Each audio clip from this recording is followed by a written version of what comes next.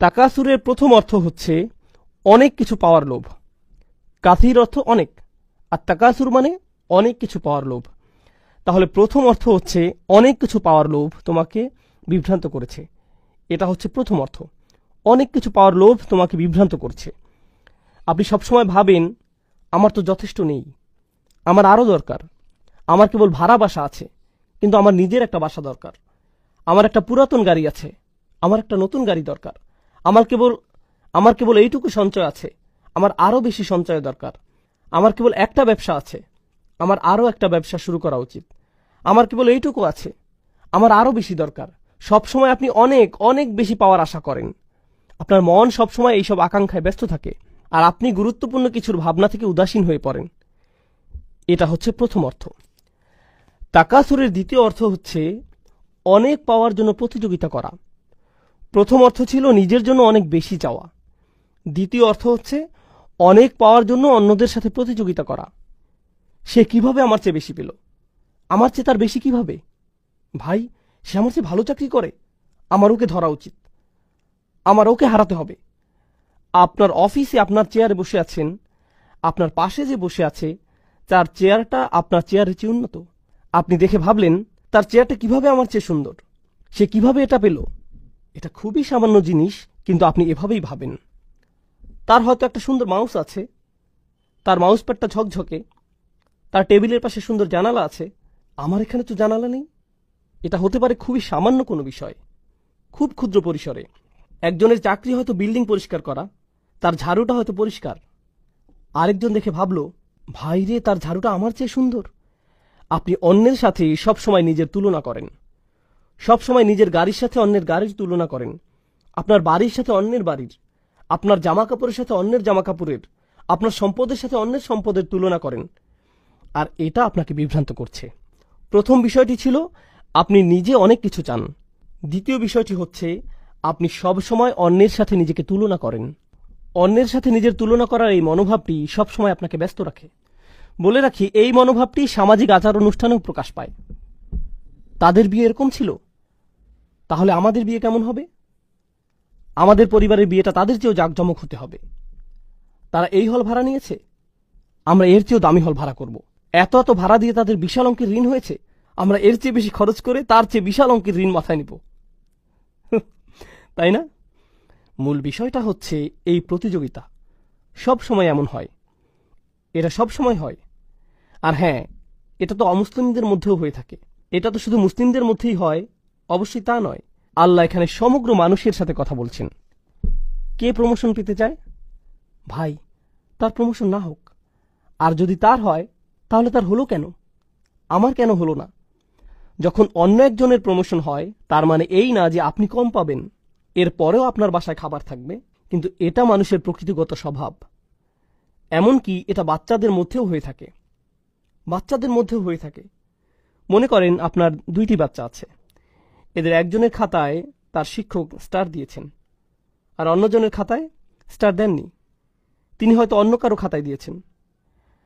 আপনি হয়তো বাচ্চাদের নিয়ে গাড়ি করে বাসায় ফিরছেন, সে বলল, আমি একটা স্টার পেয়েছি। অন্যজন হতাশ হলো, আমি কিছুই পাইনি। এখানে লক্ষ্য করার বিষয় হলো, সে স্টার পাক বা না পাক, প্রথম শিশুটি কি এতে কষ্ট পেয়েছে? পায়নি। কিন্তু ইতোমধ্যেই তার মধ্যে কি দেখা যাচ্ছে? প্রতিযোগিতার মনোভাব। তার যা আছে আমারও তা চাই, সে যা পায় আমি যেন তাই পাই। এটা একটা স্বাভাবিক প্রবৃত্তি। তাই আল্লাহ আজ্জা জাল্লা এই আয়াতে এই মনোভাবটির প্রতি ইঙ্গিত করেছেন। তাহলে প্রথমটি ছিল বেশি চাওয়া, দ্বিতীয়টি হচ্ছে বেশি চাওয়ার ক্ষেত্রে প্রতিযোগিতা করা। এটা হচ্ছে দ্বিতীয় অর্থ। আসুন এবার তৃতীয় অর্থটি জানি। তৃতীয় অর্থটি হল বেশি পাওয়ার কারণে অহংকার করা, আত-তাফাখুর মা আত-তাকাসুর। আপনার অনেক থাকার কারণে গর্ব করা। অর্থাৎ যখন কেউ আপনার কাছে আসে, সে হয়তো কোনো কিছু নিয়ে কথা বলছে, আপনি হুট করে বলে বসলেন, ও হ্যাঁ, আমি তো ওখান থেকে গ্রাজুয়েশন করেছি। ওহো, বলে রাখি, এই গাড়িটা আমি মাত্র 2 মাস আগে কিনেছি, খুব ভালো দামে পেয়েছি, মাত্র 37 লাখ, ইত্যাদি ইত্যাদি। সে কি আপনাকে জিজ্ঞেস করেছে আপনার গাড়ি আছে কিনা?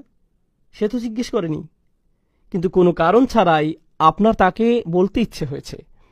কারণ তাকাসুর থেকে আমরা বুঝতে পারছি এটা কেবল এমন নয় যে শুধু আপনার থাকলেই হবে, বরং আপনি অন্যদেরকে এটা বলতে স্বাচ্ছন্দ্য বোধ করেন। আপনি অন্যদের জানাতে চান যে আপনি খুব ভালো চাকরি করছেন, আপনার এটা আছে, ওটা আছে। তাহলে 3টি বিষয় হলো, তাই না? এবার আসুন চতুর্থ বিষয়ে। আরবিতে বাবে তাফাউলের 2টি বিষয় রয়েছে। এতে আছে মুফাআলা, যার অর্থ মানুষ একে অপরের সাথে প্রতিযোগিতা করছে। আমরা এটা জেনেছি। তাকাসুরের চতুর্থ বিষয়টি হচ্ছে এমন কিছু যা ভাগ করে নেওয়া যায়। তাআওয়ানু, শুধু প্রতিযোগিতা নয়, বরং একে অপরের সহযোগিতা। চতুর্থ বিষয়টি থেকে বোঝা যায় আপনাদের সবারই এটা আছে। আমাদের সবারই বেশি পাওয়ার আকাঙ্ক্ষা আছে। এমন নয় যে একজনের নেই অপরজনের আছে।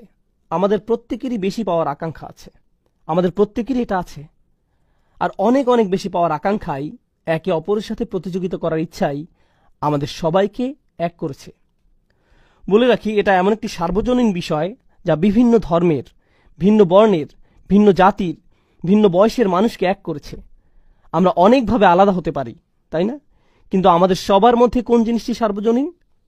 আমরা বেশি চাই। আমাদের যা আছে আমরা তার চেয়েও বেশি চাই। আমাদের যা আছে তাই নিয়ে আমরা সুখী নই।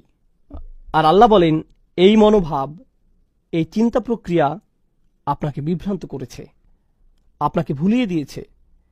কিন্তু আরবিতে যখন ইলহা শব্দটি ব্যবহৃত হয়, তখন এই প্রশ্নটি চলে আসে যে কিসের থেকে ভুলিয়ে দিয়েছে? আচ্ছা, বুঝলাম আমাকে ভুলিয়ে দিয়েছে। আপনি যখন আমাকে ভুলিয়ে দিয়েছে বলেন, স্বাভাবিকভাবে একটা প্রশ্ন চলে আসে, কিসের থেকে ভুলিয়ে দিয়েছে? আমি কাজের কথা ভুলে গিয়েছি, আমি স্কুলের কথা ভুলে গিয়েছি, আমি কিসের কথা ভুলে গিয়েছি? এটি জানতে হলে আরবিতে একটি আন যোগ করতে হয়। আমি আপনাদের যে আয়াতটি বলেছি, লা তুলহিকুম আমওয়ালুকুম ওয়ালা আওলাদুকুম, এরপর আল্লাহ যোগ করলেন আন যিকরিল্লাহ। আপনার সম্পদ ও সন্তান যেন আপনাকে ভুলিয়ে দিতে না পারে। কিসের থেকে? আল্লাহর স্মরণ থেকে।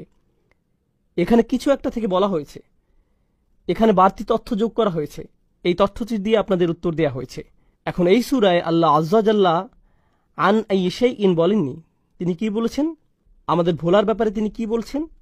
এখানে তিনি উন্মুক্ত রেখেছেন। উন্মুক্ত রাখার মাহাত্ম্য হচ্ছে এটা ইতলাকে পরিণত হয়েছে, এটা শর্তহীন হয়েছে। আপনি নিজে খুঁজে বের করুন। আল্লাহ চান যেন আমরা নিজে খুঁজে বের করি আমরা কি থেকে ভুলে আছি। কিছু আলেম মন্তব্য করেছেন, প্রথমত আমরা সত্য থেকে ভুলে আছি, যে আমাদের সত্যের পথে ডাকছে, আমরা তার প্রতি উদাসীন আছি। সে আপনাকে গুরুত্বপূর্ণ কিছুর প্রতি ডাকছে। ভাই, আমি কাজে ব্যস্ত আছি। কেউ আপনার কাছে এসে বলল, ভাই চলো আমরা কোরআন থেকে কিছু শিখি, চলো আমরা নবী সাল্লাল্লাহু আলাইহি সাল্লামের সুন্নাহ থেকে কিছু শিখি। ভাই, আমি এখন ব্যস্ত। আর আল্লাহ তাআলা বলছেন, আপনার এই ব্যস্ততা আসলে কেবল উদাসীনতা, আর এটাই আপনাকে সত্য থেকে দূরে রেখেছে। এটা আপনাকে সত্য থেকে দূরে রেখেছে। এটা একটা মন্তব্য, সত্যের প্রতি উদাসীন থাকা। তাফসিরে আমরা আলেমদের আরেকটি মন্তব্য পাই, সেটা হলো নিজেকে ভালোভাবে দেখা থেকে দূরে থাকা, মুহাসাবা। এটা আপনাকে নিজেকে দেখা থেকে ভুলিয়ে দিয়েছে। আমি আমার জীবনে কি করছি, আমি কিসের পিছনে ছুটছি। আর হ্যাঁ, আপনি যখন কোনো কিছুর পেছনে ছোটেন আর তা পেয়ে যান, আপনার সেগুলো বিরক্ত লাগা শুরু হয়। তখন আপনি অন্য কিছুর পেছনে ছোটেন, তারপর সেটাও আপনার বিরক্ত লাগে। এরপর আপনি অন্য কিছু খোঁজেন। আমাদের সবারই এমন হয়। আপনি যদি একটি বাড়ি কিনতে চান আর আপনি বাড়ি কিনে ফেলেন, তখন কি হয়? কিছুদিন পরে অন্য একজনের বাড়ি দেখতে আপনার বাড়ির চেয়ে সুন্দর মনে হয়, তাই না? এটা বিরক্ত লাগতে শুরু করে। আপনি পুনরায় সাজান। কিছুদিন পর আবার বিরক্ত লাগা শুরু করে। যখন আপনার সন্তান খুব করে একটা ভিডিও গেমের আবদার করে, আপনি সেটা কিনে দেন। তারা সেটা কয়দিন খেলে, কিছুদিন যায়, তারা গেমে জিতে যায়, শেষ। তারা বিরক্ত হয়ে পড়ে। নতুন কোনো মুভি আসলো। অনেকদিন আগে, আমি তখন নিউ ইয়র্কে ছিলাম, আমি এমনটি বলেছিলাম, স্টার ওয়ার বা এরকম কোনো মুভি হবে। এর আগেরটা সম্ভবত 70-এর দশকে বের হয়েছিল। এরপরে তার সিকুয়েল বের হলো। জানি না এখন এমন হয় কিনা। নিউ ইয়র্কের রাস্তায় বিশাল হুলস্থুল লেগে গিয়েছিল। কেবলমাত্র একটি হলে সেটা রিলিজ পেয়েছিল, আর সেটার লাইন এত লম্বা ছিল যে হজের জন্য পাসপোর্টের লাইনের চেয়েও সেটা কয়েক গুণ বড় ছিল। অসংখ্য মানুষ এই মুভি দেখার জন্য লাইনে দাঁড়িয়েছিল। সারা রাত তারা দাঁড়িয়ে যেন কিয়াম করছে, যেন সেই মুভিটা দেখতে পারে। তারা সেই মুভির জন্য সবকিছু ছেড়ে লাইনে দাঁড়িয়েছিল। কেউ কেউ তো মনে হচ্ছিল যেন ইসলামের পোশাক পরা ছিল। তারা স্টার ওয়ার্সের বিভিন্ন জামা কাপড় পরে, মুখে ছবি এঁকে হই হুল্লোড় করে লাইনে দাঁড়িয়েছিল যেন তারা মুভিটা দেখতে পারে। তারা তখন অন্য কিছুই চায়নি। আপনি যদি তখন সেই মুহূর্তে তাদেরকে কোনো কিছু নিয়ে বলেন, আপনি যদি বলেন আপনি কি এই কাজটা করবেন বা অন্য কিছু করবেন, না না না না, আমি এখন লাইনে দাঁড়াবো। যখন তাদের মুভি দেখা শেষ হয়, বের হয়ে তারা কি বলে, এর চেয়েও ভালো হতে পারত, না অতটা ভালো ছিল না, স্পেশাল ইফেক্টগুলো কিছুটা রংচঙে ছিল, এটা সেটা। ভাই, আপনি এটা এত বেশি করে চেয়েছিলেন, আর কি হলো? আপনি বিভ্রান্ত হয়েছেন। আপনি ভেবেছেন এটা আপনাকে সুখী করবে, আর এজন্যই আপনি এটা করেছেন। আর যখন আপনি এটা শেষ করলেন, আপনি কি সুখী হয়েছেন? না, আপনি তখন অন্য কিছু নিয়ে পড়ে গিয়েছেন। ভাই, এখন আমাকে তৃতীয়টির জন্য অপেক্ষা করতে হবে। এখন আপনি পরবর্তীটার জন্য অপেক্ষা করছেন। তাহলে আপনি নিজেকে বিভ্রান্ত করেই যাচ্ছেন। আপনি একটু থেমে নিজেকে জিজ্ঞেস করছেন না, ভাই আমি তো কখনোই তৃপ্ত হচ্ছি না। যখনই আমি কিছু পেয়ে যাই, তারপর আমার অন্য কিছু দরকার হয়। আমি কখনোই তৃপ্ত হই না, আমার প্রয়োজন ফুরায় না। তাহলে এটা আপনাকে আপনার নিজের দিকে তাকানো থেকেও দূরে রাখে। এটা আপনাকে আপনার জীবনের উদ্দেশ্যের প্রতি তাকানো থেকে দূরে রাখে। এই বিভ্রান্তি, এই চাহিদা, এই প্রতিযোগিতা আপনাকে এই প্রশ্ন থেকে দূরে রাখে যে আমি কেন এই পৃথিবীতে এলাম। এখানে আমার কাজ কি শুধু একটা কিছুর পিছনে ছোটা, এরপর অন্য কিছুর পেছনে ছোটা, তারপর আরেকটা কিছুর প্রতি ছোটা, তারপর কবরে চলে যাওয়া, এইগুলোই? এই জন্যই কি আমি এখানে এসেছি? এই জন্যই কি আমাকে এখানে পাঠানো হয়েছে? কারণ পশু পাখিরা এসব করে। তারা খায়, তারপর তারা আবার ক্ষুধার্ত হয়ে পড়ে, তাই তারা আবার খায়, এরপর আবার ক্ষুধার্ত হয়ে পড়ে। এরপর একটা পশুর সাথে আমার পার্থক্য কি? যদি এজন্যই আমি এখানে এসে থাকি, তাহলে একটা পশুর সাথে আমার পার্থক্য কি রইল? কিন্তু আপনি এই প্রতিযোগিতায় এতই ব্যস্ত হয়ে পড়েছেন যে আপনি নিজেকে এই প্রশ্নটি করার সময়টাও পান না। যদি আপনি ভেবেও থাকেন, তা কেবল একটা ভাসমান চিন্তা, এমন কিছু নয় যা নিয়ে আপনি সত্যিই চিন্তিত হয়ে পড়বেন। আমরা আলেমদের আরও কিছু মন্তব্য দেখি। এটা আপনাকে এই সংবাদ থেকে দূরে রাখে, অর্থাৎ কোরআন থেকে দূরে রাখে। কোরআনের মাধ্যমে আপনার চোখ খুলে যাওয়ার কথা ছিল। এর মাধ্যমে আপনি আপনার জীবনের উদ্দেশ্য খুঁজে পাওয়ার কথা ছিল। এর মাধ্যমে আপনি নিজের অন্তরের সমস্ত খুঁটিনাটি আপনি পর্যবেক্ষণ করবেন, এটাই হওয়ার কথা ছিল।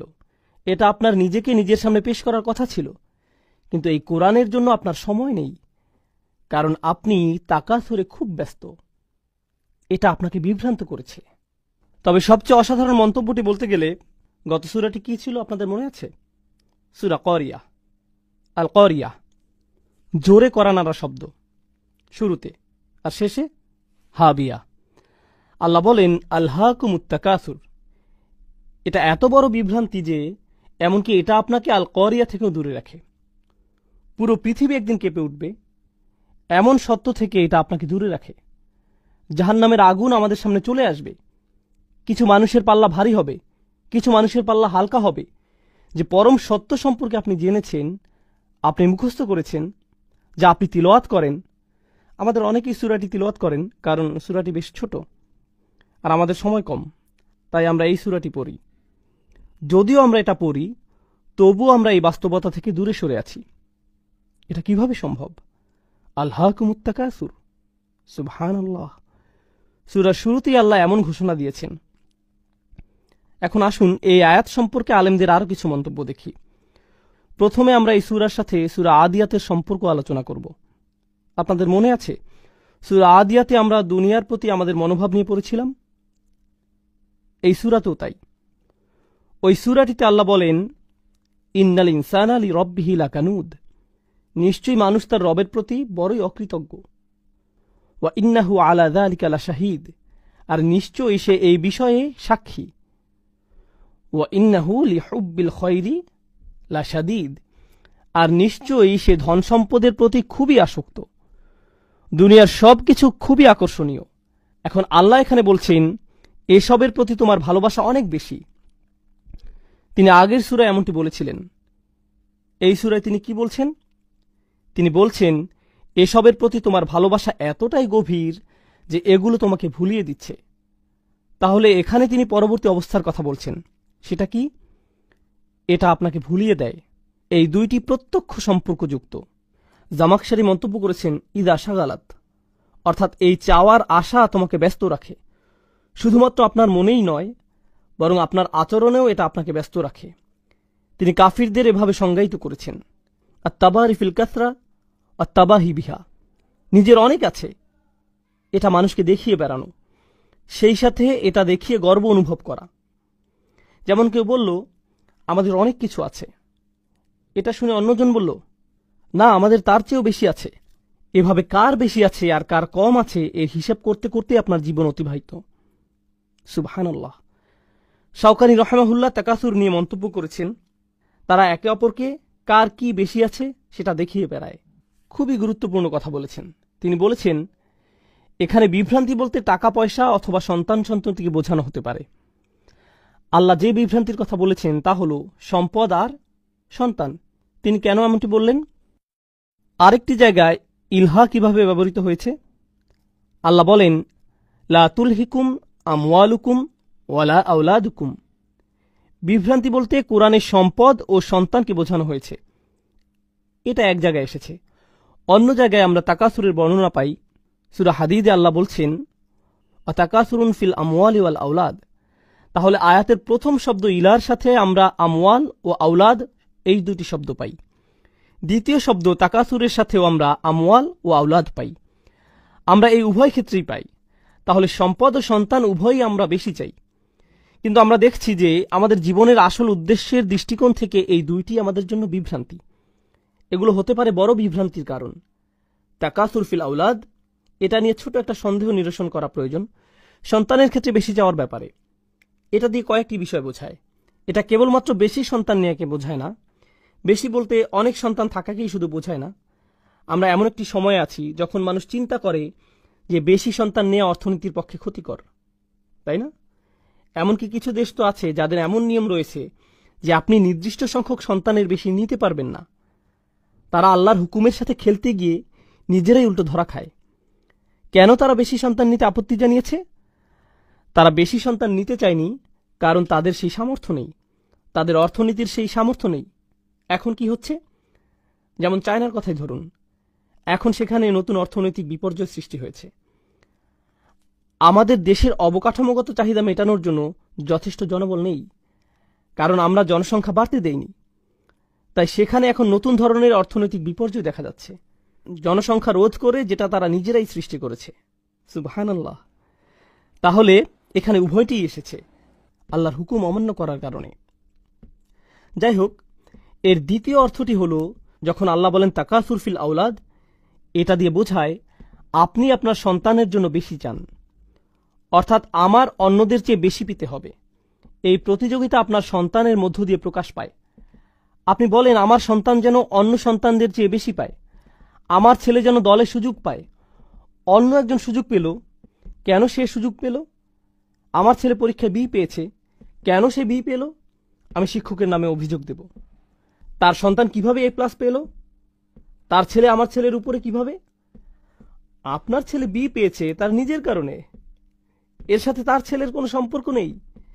কিন্তু আপনি সব সময় আপনার সাথে অন্যের তুলনা করতে থাকেন, সব সময় তুলনা করেন। এটা শুধু আপনার ছোট মানসিকতার পরিচয় নয়, আপনার সন্তানের উপরও এর প্রভাব পড়ে। তাহলে আল্লাহ তাআলা বলেন, আচ্ছা, আল্লাহ কি বলছেন সেটা জানার আগে আমরা আরো কিছু মন্তব্য করে নিই। ইবনে আব্বাস রাদিয়াল্লাহু তাআলা আনহু বলেন, এই আয়াতের খুবই চমৎকার একটি পাঠ। তিনি শুরুতে একটি অতিরিক্ত হামজা দিয়ে পড়তেন, আলহাকুমুত তাকাসুর অথবা আলহাকুমুত তাকাসুর। এটা দিয়ে কি বোঝায় জানেন? অনেক চাওয়ার এই প্রতিযোগিতায় বেশি বেশি পাওয়ার চাহিদা কি তোমাকে ব্যস্ত রাখে? আসলে তিনি এটিকে একটি প্রশ্নের মতো করে পড়তেন। তিনি এই আয়াতটিকে একটি প্রশ্ন হিসেবে পড়তেন। অনেক সময় এমন হয়, যখন আপনি কাউকে তিরস্কার করেন, আপনি তার দিকে প্রশ্ন ছুড়ে দেন, আমি কি তোমাকে এটা করতে বলেছি? তুমি এমন একটি কাজ করলে।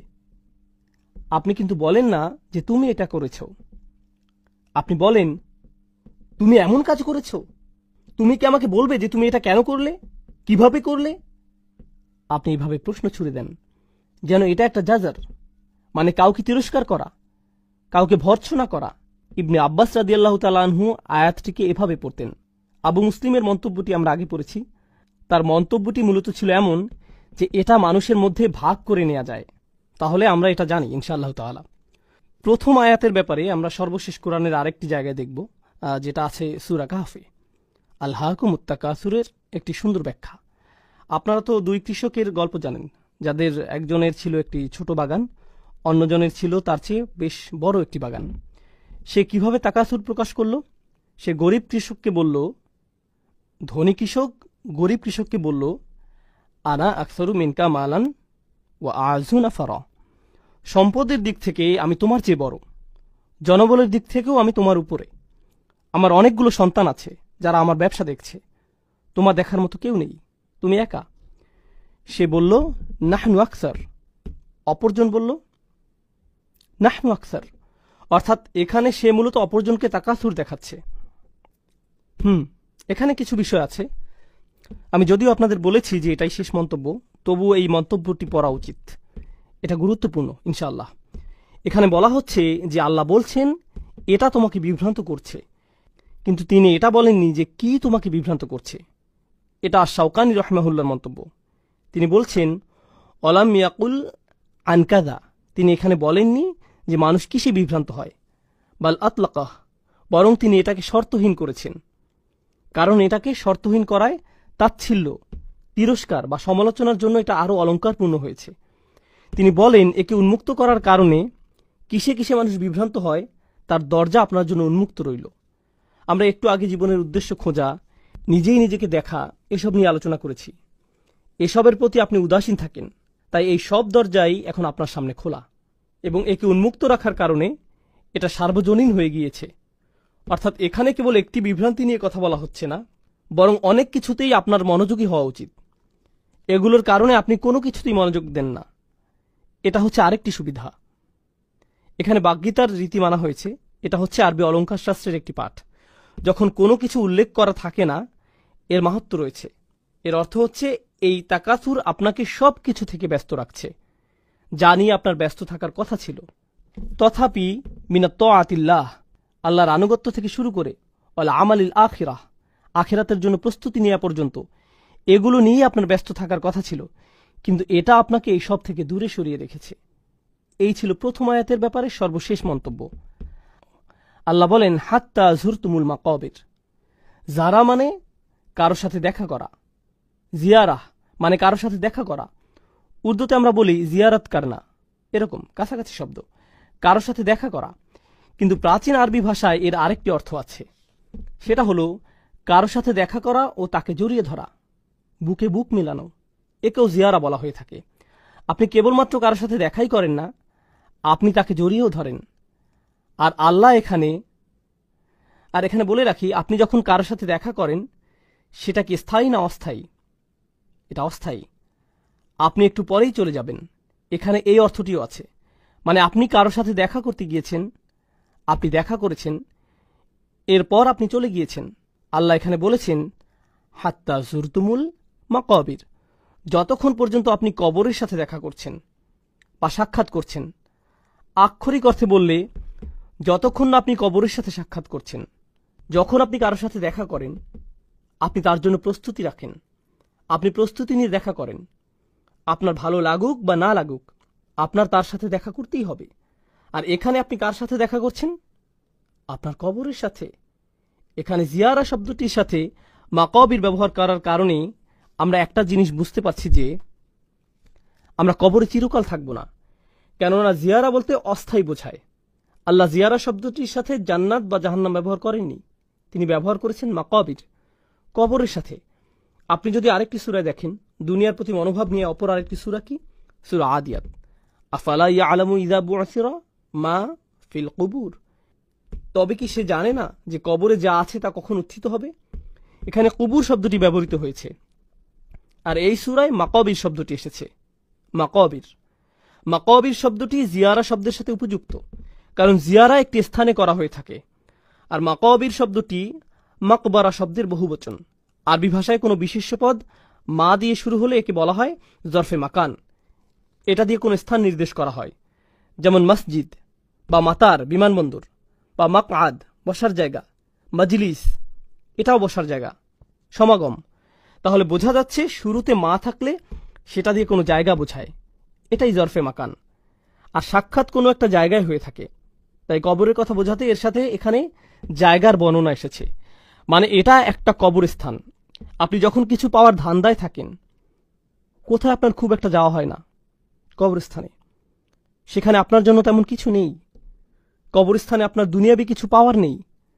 আপনি শপিং মলে যান, চাকরিতে যান, আত্মীয়ের বাসায় যান, আপনার বসের কাছে যান, আপনি সবখানে যান, কিন্তু কোথায় যান না? আপনি কবরস্থানে যান না। আমার নিজের উপর একটা উদাহরণ মনে পড়ছে। এটা ছিল নিউ ইয়র্কে। তখন আমি নিউ ইয়র্ক থাকতাম। আমি থাকতাম কুইন্সে, আর আমার কলেজ ছিল ম্যানহাটনে। তো আমরা এলাই হয়ে যেতাম। সেখানে ছিল একটা বিশাল কবরস্থান, মেইন রোডের পাশেই। এই কবরস্থানটা আমি মনে হয় টানা 10 বছর দেখেছি, কিন্তু কোনো দিনই যাইনি। আর শুধুমাত্র কেবল আমি নই, প্রতিদিন হাজার হাজার মানুষের পাশ দিয়ে যায়। কেউই কখনো সেখানে যায় না। কেবল যায় কখন?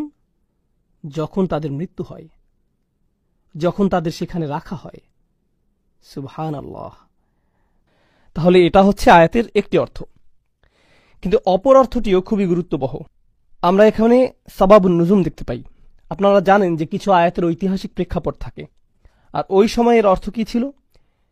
যেহেতু আলেমদের মতে তৎকালীন সময়ে কিছু গোত্র ছিল যারা সবসময় অন্য গোত্রগুলোকে তুচ্ছ করত। তোমাদের চেয়ে আমাদের বেশি মানুষ আছে, তোমাদের চেয়ে আমাদের বেশি অস্ত্র আছে, আমাদের যারা মারা গিয়েছে তারা তোমাদের মৃতদের চেয়ে সেরা। তারা কবরস্থানে যেত আর বলতো, আমাদের গোত্রে ইনি ছিলেন আর ইনি এটা এটা করেছেন। তোমাদের গোত্রে কি কেউ কখনো এমন করেছেন? তারা এভাবে কবরে গিয়ে একে অপরের সাথে প্রতিযোগিতা করত। তারা বলতো, তোমাদের কি এমন কেউ ছিল? এখনকার সময় আমরা বলি, আমাদের ইতিহাসে ইনি ছিলেন, অমুক ছিল, তমুক ছিল। ইতিহাসের নায়কদের নিয়ে গর্ব করা। তারা যেভাবে সত্যি সত্যি কবরস্থানে গিয়ে কবর দেখিয়ে এভাবে বলতো, এনার মতো তোমাদের কেউ আছে? অমুকের মতো, তমুকের মতো। ভালোভাবে চিন্তা করে দেখলে বর্তমান সময়ে আমরা আমাদের ইতিহাসের নায়কদের নিয়ে এসব বলি। মুসলিমরা সালাউদ্দিনের কথা বলে, কিংবা সাহাবাদের কথা বলে। আমরা আমাদের ইতিহাসের নায়কদের নিয়ে গর্ব করি। এনাদের মতো কে আছে? আমি কি বলছি বুঝতে পারছেন? এখন সমস্যা হচ্ছে, আল্লাহ এখানে যে পয়েন্টটি তুলে ধরেছেন, প্রথমত হাত্তা জুরতুমুল মাকাবির, অর্থ হাত্তা ইয়াতিয়াকুমুল মাউতা বা কবিরতুম। আপনার মৃত্যু চলে এলো, আপনাকে কবরে নেওয়া হলো, আপনার নিজের কবরে যাওয়ার আগ পর্যন্ত আপনি বেশি পাওয়ার লোভ করেই যাচ্ছেন। কিন্তু এর অন্য অর্থটি হচ্ছে, আপনি কবরস্থানে যেতেন, আর যখন কবরস্থানে যেতেন কি হওয়ার কথা ছিল? আপনার মনে পড়ার কথা ছিল যে আপনি কোথায় যাচ্ছেন, কিন্তু আপনি কবরস্থানেই যাচ্ছেন একে অপরকে দেখিয়ে তুচ্ছ করার উদ্দেশ্যে। যেখানে এই কবরস্থানে যাওয়াই আপনার জীবনের উদ্দেশ্য বোঝার জন্য সবচেয়ে সহজ রাস্তা হবার কথা ছিল। আপনি যদি খুব বেশি ধার্মিক না হন, আপনি যদি খুব বেশি আখিরাত নিয়ে না ভাবেন, আপনি যদি বছরের পর বছর নামাজ না পড়েন, যদি কারো দাফনে যান, হয়তো আপনি এর আগে কখনো যাননি, জানাজার পর সব আনুষ্ঠানিকতা শেষে আপনি দাফন করতে গেলেন, আপনি যদি কেবল সেখানে যান, এটা আপনাকে একটা ধার্মিক অভিজ্ঞতা দেবে। শুধু কবরস্থানে হেঁটে কবরের নাম পরিচয়গুলো পড়লেই, অমুক মানুষ এত বছরে মারা গেছে, আরেকজন 20 বছরে মারা গেছে, আরেকজন হয়তো 6 মাসে মারা গেছে, আরেকজন দেখলেন 83 বছরে মারা গেছে, আরেকজন 31 বছরে মারা গেছে। নিজের বয়সী একজনকে পেলেন, একজন মহিলা, আরেকজন পুরুষ, আরেকজন মহিলা। আপনি এগুলো পড়ছেন আর কার কথা ভাবছেন? আপনার নিজের কথা। এটা আপনার চোখ খুলে দিবে। আপনার নিজের চোখ খোলার জন্য কবরস্থান অনেক ভালো জায়গা। নিজের দিকে তাকানোর জন্য এটা উপযুক্ত জায়গা। আর আমরা এমন মানুষ যে আমরা সেই কবরস্থানকেই কিনা তাকাসুরে পরিণত করেছি। আমরা এখানে থেকেও শিক্ষা নিতে পারি না, আমরা অন্ধ হয়ে পড়েছি। এজন্য এখানে অতীতকাল এসেছে। আল্লাহ এটা তোমাকে অন্ধ করেছে। এটা তোমাকে অন্ধ করবে তা নয়, এটা ইতোমধ্যেই তোমাকে অন্ধ করেছে। অন্যভাবে বললে, তোমাদের নিয়ে কোনো আশা নেই। যদি এখানে বলা হতো এটা তোমাদের অন্ধ করবে, সেখানে কিছুটা আশা ছিল। এটা হতেও পারে, নাও হতে পারে। হয়তো আমি পরিবর্তিত হব, কারণ আমার সেই যোগ্যতা আছে। কিন্তু যেহেতু ইতোমধ্যেই তা হয়ে গেছে, সুতরাং এখন আর কোনো আশা নেই। সুবহানাল্লাহ। এখন এখানে অনেক মুফাসসির মন্তব্য করেছেন, কিন্তু আমরা এখানে শাওকানির মন্তব্যটি পড়ব ইনশাআল্লাহ। এখানে তিনি বলেছেন, তারা সেই সব কবরস্থানগুলোতে যেত, ফায়াকুলুনা হাযা কবর ফুলান ওয়া হাযা কবর ফুলান ইফতাখিরুনা বিযালিক। তারা বলতো, এটা অমুক মহান মানুষের কবর, এটা তমুক মহান মানুষের কবর। তারা এটা বলে গর্ব করত। কাল্লা সাউফা তা'লামুন সুম্মা কাল্লা সাউফা তা'লামুন, একই আয়াত, পার্থক্য কি? শুরুতে সুম্মা আছে। সরল অনুবাদ হচ্ছে কাল্লা। প্রথমে কাল্লা শব্দটি দেখি। কাল্লা বিমাআনা হাক্কা, কাল্লা অর্থ অবশ্যই। শব্দগতভাবে কাল্লা অর্থ কোনো মতেই না, কোনোভাবেই না, কোনোভাবেই না। অর্থাৎ আপনার এই অন্ধত্ব চিরকাল থাকবে না, অবশ্যই থাকবে না। শীঘ্রই আপনি জেগে উঠবেন। আর যখন আপনি জেগে উঠবেন, আপনি নিজে থেকেই বলবেন, আমি কি করেছি, আমি কিভাবে এতটা অন্ধ হয়ে গিয়েছি। আপনি দেখবেন কিছু মানুষ আছে যারা দুনিয়ার মোহে এতটাই অন্ধ, আপনি যদি তাদের ঘুম ভাঙানোর চেষ্টা করেন, আপনি যদি তাদের জীবনের অর্থ বলার চেষ্টা করেন, তারা এটা শুনতেই আগ্রহী না। আপনি মনে মনে ভাবেন, ভাই, এই লোকটি কোনোদিন সত্য উপলব্ধি করবে না, একে নিয়ে কোনো আশা নেই, এই লোকটি কোনোদিনই বুঝবে না। আল্লাহ তাদের উদ্দেশ্যে বলেন, কাল্লা, না, একদিন সময় আসবে, অবশ্যই তারা শুনবে, কোনো অন্ধত্ব থাকবে না। আর এটা কিন্তু কবরে যাওয়ার পর, তাদের দাফনের পর। তাহলে কাল্লা সাউফা তা'লামুন প্রথম আয়াত, খুব তাড়াতাড়ি তুমি বুঝতে পারবে। সা তা'লামুন অর্থ শীঘ্রই তুমি বুঝতে পারবে। সাউফা তা'লামুন, খুব শীঘ্রই তুমি এটা বুঝতে পারবে। মানে হচ্ছে তোমার মৃত্যু খুবই কাছে। এটা শুধু কাছে নয়, বরং খুবই কাছে। যখনই তোমার মৃত্যু আসবে, তুমি বুঝতে পারবে। আলী রাদিয়াল্লাহু তাআলা আনহু বলেন, আন-নাসু নিয়াম, মানুষ ঘুমাচ্ছে।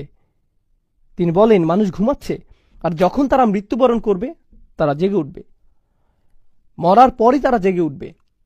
এই আয়াতটি সম্পর্কে তিনি এমন মন্তব্য করেছেন রাদিয়াল্লাহু আনহু। তাহলে আমরা দেখতে পাচ্ছি, কাল্লা সাউফা তা'লামুন, শীঘ্রই তুমি বুঝতে পারবে। কখন বুঝতে পারবে? আপনি বুঝতে পারবেন যখন আপনি কবরে যাবেন। ভাই, আমার কি করা উচিত ছিল, আমার কি নিয়ে ব্যস্ত থাকা উচিত ছিল, আপনি খুব শীঘ্রই বুঝতে পারবেন যখন আপনি কবরে যাবেন। আর প্রশ্ন শুরু হয়ে যাবে। আপনি বুঝতে পারবেন যে আপনি কতটা অন্ধত্বে ডুবেছিলেন। এটা হচ্ছে প্রথমটি।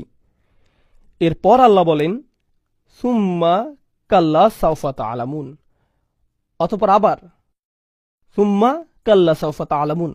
কয়েকজন আলেম মন্তব্য করেছেন, এই আয়াতটি শুধুমাত্র গুরুত্ব দেওয়ার জন্য ব্যবহৃত হয়নি। প্রথম আয়াতটি কবরে প্রশ্নের মুখোমুখি হওয়ার কথা বোঝাচ্ছে। তখন আপনি বুঝতে পারবেন আপনি কতটা ভয়ঙ্কর পরিস্থিতির মধ্যে ছিলেন। আর দ্বিতীয়বার শীঘ্রই তুমি বুঝতে পারবে দিয়ে বোঝাচ্ছে যখন আপনি কবর থেকে বের হবেন, বিচারের দিন শুরু হবে, আর আপনার সব ভালো আমল ধ্বংস হয়ে যাবে। আপনি আসল বাস্তবতা দেখতে পাবেন। তখন আপনি সত্যি সত্যি বুঝতে পারবেন আপনি কতটা মোহগ্রস্ত ছিলেন। পুরো আমলনামা আপনার সামনে থাকবে। দ্বিতীয়বারের আমলনামা প্রথমবারের চেয়ে আরো ব্যাপক আকারে থাকবে। কবরে আপনাকে প্রশ্ন করা হবে, কিন্তু সেখানে সবকিছু থাকবে না। যখন আপনি বিচারের দিনে উপস্থিত হবেন, আপনাকে কিভাবে জিজ্ঞেস করা হবে? সম্পূর্ণভাবে। যেহেতু দ্বিতীয়বারের জিজ্ঞাসা প্রথমবারের চেয়ে ভয়াবহ হবে, এজন্যই দ্বিতীয় আয়াতে সুম্মা শব্দটি সেই ভয়াবহতা বোঝাচ্ছে। সুম্মা দিয়ে কয়েকটি জিনিস বোঝায়। এটা তাহকিম যোগ করে, এটা তাহউইল যোগ করে, এটা দিয়ে গুরুত্ব বুঝায়, এটা দিয়ে ভয়াবহতা বুঝায়, এটা দিয়ে বাক্যের সম্পূর্ণতাও বুঝায়। তাহলে আল্লাহ আজ্জা ওয়া জাল্লা বলছেন, কাল্লা সাউফা তা'লামুন সুম্মা কাল্লা সাউফা তা'লামুন। আল জামাখশারি খুবই চমৎকার একটা মন্তব্য করেছেন। তিনি বলেছেন, ইনজার আল ইয়াখাফু ফায়ালতাবিহু মিন গফলাতিহিম। এটা আল্লাহর পক্ষ থেকে একটা নিয়ামত, এটা একটা সতর্কবার্তা, যাতে তারা তাদের অন্ধত্ব ও মোহ কাটিয়ে উঠতে পারে। আর এই পুনরাবৃত্তির মাহাত্ম্য হচ্ছে, এখানে পুনরায় বলার কারণে আরও জোর দেয়া হয়েছে। আমি বলে দিচ্ছি, আমি তোমাকে বলে দিচ্ছি। এভাবে দুইবার বললে কেমন শোনায়? যে শুনবে সে পুরোপুরি সতর্ক হয়ে যাবে। ধরুন আপনার বাচ্চারা পার্কিংয়ে খেলছে, আপনি সত্যিই চান যে তারা খেলা বন্ধ করুক। থামো থামো থামো। আপনি একবার বলেন না, কয়েকবার বলেন, কয়েকবার বলেন। কথার গুরুত্ব বোঝাতে আপনি কি করেন? আপনি বারবার বলেন। তুমি বুঝতে পারবে, তুমি বুঝতে পারবে। কাল্লা সাউফা তা'লামুন সুম্মা কাল্লা সাউফা তা'লামুন। আল্লাহ যেভাবে আমাদের সতর্ক করেছেন তা এই পুনরাবৃত্তির মাধ্যমে ফুটে উঠেছে। আল আউয়ালু আসাদ আরবিতে এভাবে ব্যবহৃত হয়ে থাকে, যেমন আকুলুলাক, সুম্মা আকুলুলাক, আমি বলে দিচ্ছি, ভাই আমি তোমাকে বলে দিচ্ছি। দ্বিতীয়বার বলতে হয়, আপনি এভাবে দুইবার বলেন। বিষয়টি হচ্ছে এভাবে দুইবার না বললে এর তেমন প্রভাব পড়বে না, তারা এটাকে স্বাভাবিকভাবে নিবে। সুতরাং আপনাকে এমন শক্তভাবে বলতে হবে। আমাদের সমস্যা হচ্ছে কোরআন আমাদের কাছে কেবলই একটা বই, আমরা এটা পড়ছি, কিন্তু কাফেরদের সামনে যখন কোরআন পাঠ করা হতো তখন এটা বই আকারে পড়া হতো না। এটা কিভাবে উপস্থাপিত হতো? কথার মতো করে। আর যখন আপনি কিছু বলেন, আপনার শ্রোতা এর আবেগ অনুভূতি বুঝতে পারে, কিন্তু লেখার মধ্য দিয়ে এটা ততটা সহজ নয়, কিন্তু কথাই সম্ভব। এজন্যই এখন যদি আপনি কোরআন পড়েন, আপনি হয়তো সেভাবে প্রভাবিত হবেন না, কিন্তু যখন আপনি নামাজে এটা শুনবেন, বলুন তো কি হবে? আপনার হৃদয়ের মধ্যে এটার প্রভাব থাকবে। কারণ কোনো কিছু শুনলে এর একটা প্রভাব আছে, কিছু শুনলে এর প্রভাব হৃদয় থেকে হৃদয়ে পৌঁছে যায়। কেউ যদি আপনাকে ইমেইলে কোনো উপদেশ দেয়, আপনি ততটা গুরুত্ব দেন না। কেউ যদি আপনাকে ফোন করে কিছু বলে, আপনি যথেষ্ট গুরুত্ব দেন, কারণ যখন আপনি তার কথা শুনেন এটা আপনার হৃদয়ে পৌঁছে যায়। তাই কোরআনে আমরা দেখি যে সাহাবারা বলেননি করানা ওয়া আতানা, আমরা পড়লাম আর আমরা মানলাম। তারা কি বলেছেন? সামিআনা ওয়া আতানা, আমরা শুনলাম এবং আমরা মানলাম। লেখা পড়তে হয় আর কথা শুনতে হয়, আর এটা এতটাই শক্তিশালী যে মানুষ যখন শোনে তখন তা করতে বাধ্য হয়। আমাদের দারসুল কোরআনের মাহাত্ম্য হলো, আমরা জানি কোরআনের উপর লেকচার হয়, জ্ঞানী ও যোগ্য আলেমরা এটা পরিচালনা করেন ইনশাআল্লাহ। এর একটি মাহাত্ম্য হচ্ছে এটা কোরআনেরই একটি সুন্নাহকে পুনরুজ্জীবিত করে। কোরআন প্রাথমিকভাবে পড়ার জন্য আসেনি, কোরআন প্রথমত শোনার জন্য এসেছে। নবীজি সাল্লাল্লাহু আলাইহি সাল্লাম মানুষদের সামনে এটা তিলাওয়াত করতেন যেন তারা এটা শুনতে পারে, ইয়াতলু আলাইহিম আয়াতিহি। আর যখন এটা পড়া হয় তখন এর শক্তি ও আবেগের আবেদন কিছুটা কমে যায়, যখন এটা শোনা হয় না। কাল্লা লাউ তা'লামুনা ইলমাল ইয়াকিন, কখনো নয়, তোমরা যদি নিশ্চিত জ্ঞানে জানতে। লাউ হচ্ছে কালিমাতুল হাসর, এটা এমন একটি শব্দ যা দিয়ে বোঝায়, একে বলা হয় আফসোস। আল্লাহ আজ্জা ওয়া জাল্লা এখানে তাদের পক্ষ থেকে আফসোস করছেন। যদি তোমরা নিশ্চিতভাবে জানতে, যদি তোমাদের সত্যিই জ্ঞান থাকতো। কেমন জ্ঞান? তিনি বলছেন ইলমাল ইয়াকিন, যদি তোমাদের সুনিশ্চিত জ্ঞান থাকতো, যা অবশ্যই ঘটবে, তা যদি তোমরা জানতে। এটাই ইলমাল ইয়াকিন। এর কিছু পরে আমরা আরেকটি জিনিস দেখব, সেটা হলো আইনাল ইয়াকিন, তাই না? সুম্মা লাতারাউন্নাহা আইনাল ইয়াকিন। তাহলে এখানে দুইটি বিষয়, একটি হচ্ছে সুনিশ্চিত জ্ঞান, অপরটি হলো সুনিশ্চিত চোখ। এগুলো বর্ণনাত্মক বাক্য, আমরা এগুলো নিয়ে পরে আলোচনা করব ইনশাআল্লাহ তাআলা। এরপর আমরা দেখি যে কোরআনে তৃতীয় আরেকটি বিষয় উল্লেখ করা হয়েছে যা দুইবার এসেছে। আল্লাহ আজ্জা ওয়া জাল্লা হাক্কুল ইয়াকিন শব্দটি ব্যবহার করেছেন, ওয়া ইন্নাহু লা হাক্কুল ইয়াকিন। তাহলে প্রথমে হচ্ছে ইলমাল ইয়াকিন, আইনাল ইয়াকিন এবং হাক্কুল ইয়াকিন, তিনটি বিষয়। এই আয়াত বোঝার আগে আমাদের এই তিনটি বিষয় বুঝে নিতে হবে। তাহলে আসুন এগুলো বুঝে নেই ইনশাআল্লাহ তাআলা। প্রথমে আসুন ইয়াকিন শব্দটি দেখি। এই তিনটির মধ্যে এই শব্দটি কমন আছে, এর মধ্যে দুইটি এই সূরাতেই রয়েছে। কোন দুইটি? ইলমাল ইয়াকিন, আইনাল ইয়াকিন। আর তৃতীয় বিষয়টি এই সূরায় আসেনি। এটা কোথায় এসেছে? হাক্কুল ইয়াকিন। তাহলে প্রথমে আসুন আমরা এর অর্থ জেনে নেই। ইমাম রাগিব বলেন, ইয়াকিন হচ্ছে এমন জ্ঞান যা কোনো কিছু সম্পর্কে জানা বা কোনো কিছু সম্পর্কে ভাষা ভাষা জ্ঞান রাখার ঊর্ধ্বে। এটা হচ্ছে জ্ঞানের উঁচু স্তর। এটা হচ্ছে প্রথম অর্থ। এটা কোনো কিছু নিয়ে অল্প জানা নয়, এটা ইয়াকিন। আমি এই ইয়াকিন শব্দের অনুবাদ করতে চাই এভাবে, এটা হচ্ছে দৃঢ় প্রত্যয় বা অটুট প্রত্যয়। আপনি কোনো কিছুতে পুরোপুরিভাবে সম্পূর্ণরূপে সম্মত হয়েছেন, তখন আপনি ইয়াকিন শব্দটি ব্যবহার করবেন। এটা ইমানের চেয়েও শক্তিশালী শব্দ।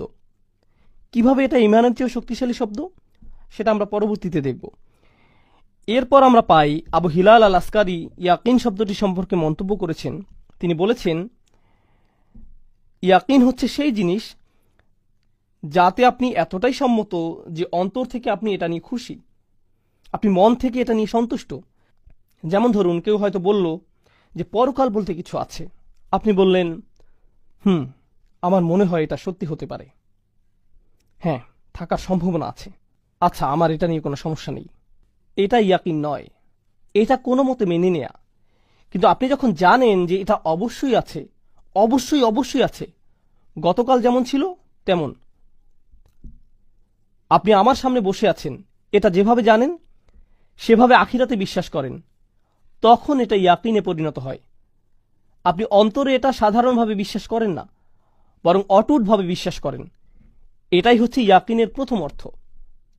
দ্বিতীয়ত ওয়ানাহজুস সদর বিমা আমালিহি, আসলে এটা দ্বিতীয় অর্থ। প্রথমটি ছিল সুকুনুন নফস, যার মানে আপনি এটা নিয়ে দ্বিতীয়বার ভাববেন না, এটা নিয়ে আপনি পুনরায় চিন্তা করেন না, এটা আপনি এ ব্যাপারে নিশ্চিত, আপনার কাছে এটাই সত্যিকার বাস্তবতা। আপনি এটা নিয়ে দৃঢ় প্রতিজ্ঞ, যা নিয়ে আপনি দ্বিতীয়বার ভাবেন না। তাহলে এই হচ্ছে এর দুইটি মর্মার্থ। একটি হচ্ছে আপনি এটা নিয়ে দ্বিতীয়বার ভাববেন না, আর দ্বিতীয়ত আপনি এই বাস্তবতা নিয়ে পুরোপুরি সন্তুষ্ট। এখন কোরআনে ইয়াকিন শব্দটি কিভাবে ব্যবহৃত হয়েছে? আমরা পাই ইয়াকিন শব্দটি মৃত্যু বোঝাতে ব্যবহৃত হয়েছে। হাত্তা আতান আল ইয়াকিন ওয়াবুদ রব্বাকা হাত্তা ইয়াতিয়াকাল ইয়াকিন। ইয়াকিন শব্দটি মৃত্যু বর্ণনা এসেছে কেন? এমনকি কাফেরও কিসে বিশ্বাস করে? মৃত্যুতে। মৃত্যুতে। আপনি আখিরাতে অবিশ্বাস করতে পারেন, আপনি কবরের প্রশ্নগুলোকে অবিশ্বাস করতে পারেন, আপনি জান্নাত জাহান্নামকে অবিশ্বাস করতে পারেন, ঠিক আছে। কোন সুস্থ স্বাভাবিক মানুষ মৃত্যুর প্রতি অবিশ্বাস করতে পারে না। এটাই হচ্ছে সুনিশ্চিত বিশ্বাস। যে কোনো আলোচনার শুরুই এটা, যে কারো জন্যই। কোন জিনিসটি সবাই সুনিশ্চিত বলে বিশ্বাস করে? ভবিষ্যতের কোন জিনিসটি আমরা নিশ্চিত বলে জানি? মৃত্যু। একেবারে সুনিশ্চিত।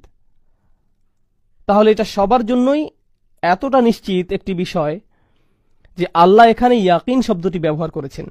এখন আমরা কোরআনে পাই যে যখন আপনি এটা বিশ্বাস করবেন, এটাকে আপনি নিশ্চিত বলে জানবেন, কিন্তু আপনি একে অন্তরে ধারণ করতে চান না। আমরা এমনটি কোরআনেও দেখতে পাই।